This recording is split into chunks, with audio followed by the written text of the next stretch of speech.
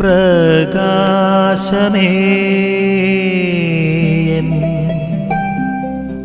മിഴി തുറക്കുക വേഗം.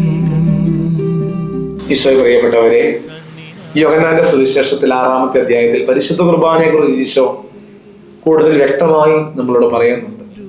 പക്ഷെ പരിശുദ്ധ കുർബാനയെ കുറിച്ചുള്ള ഈ പഠനങ്ങളുടെ നടുവില് പലർക്കും ഇത് കഠിനമായിട്ട് തോന്നുകയാണ്.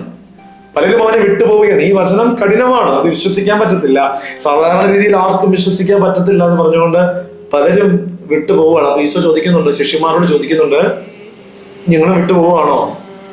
എല്ലാവരും പരിശുദ്ധ കുർബാനയെ കുറിച്ചുള്ള പഠനങ്ങളുടെ നടുവിൽ അനേകർ വിട്ടുപോയപ്പോൾ നിങ്ങളും എന്നെ വിട്ടുപോവുകയാണോ എന്ന് ചോദിക്കുമ്പോൾ ശിമോൻ പത്രോസ് പറയുന്നത്, കർത്താവേ, നിന്നെ വിട്ട് ഞങ്ങൾ എവിടെ പോകാനാണ്? നിന്റെ പക്കലാണല്ലോ നിത്യജീവൻ ഉള്ളത് എന്നുള്ളതാണ്. പക്ഷെ ഈശോ പറയുന്നുണ്ട്, നിങ്ങളിൽ ഒരുവൻ എന്നെ വിട്ടുപോകും. യുദാസിനെ കുറിച്ചുള്ള ഒരു ഓർമ്മപ്പെടുത്തലാണ് വചനം നൽകുന്നത്. ഈ ധ്യാനം, ഈ വചനം നമ്മൾ ധ്യാനിക്കുമ്പോൾ 1-2 കാര്യങ്ങൾ നമുക്ക് ഓർക്കാം.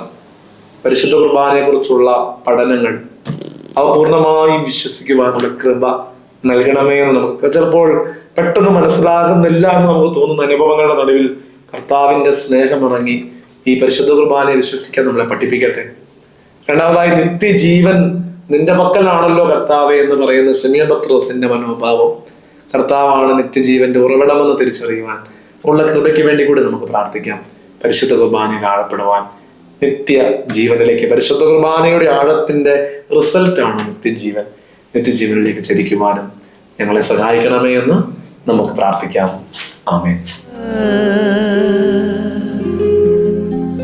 നിൻ വഴിയേ നടക്ക